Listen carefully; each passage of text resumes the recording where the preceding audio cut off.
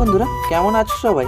প্রত্যেক দিনের মতন আজকে সকালে উঠে পড়লাম, কিন্তু আজকে একটু দেরি হয়ে গেল। আর শুভ শারদিয়া সবাই। তারপর উঠে একটু নিজের ফেসটা দেখছিলাম আয়নাতে। ফ্রেশ হয়ে চলে যাচ্ছি এখন সুইমিং পুলের কাছে। সুইমিং পুলে কিছু পড়েছে নাকি দেখতে।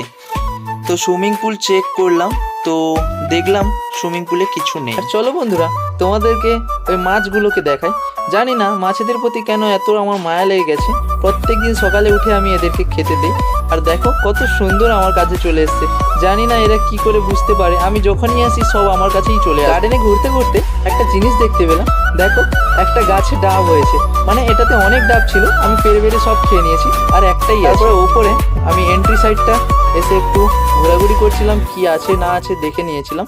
যখন আমি একটু চেক করতে এসেছিলাম সিকিউরিটি আছে কি নেই, যখন এসে দেখি সিকিউরিটি নেই। দেখো বন্ধুরা, এখানে কত সুন্দর ফুল হয়েছে এন্ট্রি সাইডে, কত সুন্দর লাগছে তাই না? সকাল সকাল ফুলগুলোকে দেখতে খুব সুন্দর লাগে। এতক্ষণ তো ভিলার বাইরে সব কিছু চেক করলাম, এবার আমি ভিলার ভিতরে গিয়ে সব কিছু চেক করব। তার প্রথমে আমি গিয়ে মাছকে খেতে তো দিয়ে দিচ্ছি, কিন্তু দেখো সবাই এক জায়গায় চলে এসছে। আমি জানি না, যখনই আমি আসি তখনই এক জায়গায় থাকে। তো ওদেরকে আমি খাবারটা দিয়ে দিলাম, ওরা এবার খাচ্ছে। আমার কোনো একটা ডাউট লাগছে, জলে কোনো একটা প্রবলেম হচ্ছে ওদের মনে হচ্ছে। তো আমি ভাবলাম কি করা যায়। তারপর আমি নিজে জলটাকে চেক করলাম, জলটা ঠিক আছে কি না আছে। তারপরে ভাবলাম না, ওদের ফিল্টারটা চালিয়েই দিই। আমি ফিল্টার রুমে ঢুকে ফিল্টারটা অন করে দিলাম।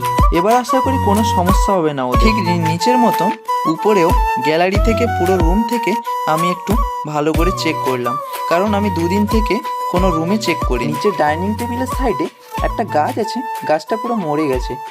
তারপরে একে কিছু একটা করতে হবে। তারপরে ভাবলাম একে জল দিতে হবে। তারপর দেরি না করে এক পট জল নিয়ে গাছের উপরে দিয়ে দিলাম। এখন আমি ভাবছি এবার কি করব। তাই ভাবলাম খিদে পেয়েছে, তাই খাবারটা তাড়াতাড়ি করে আমি বানিয়ে ফেলি। ফ্রিজ খুলে দেখি ফ্রিজের ভিতরে কিচ্ছু নেই, একটা ফুলকপি আর কিছু ডিম।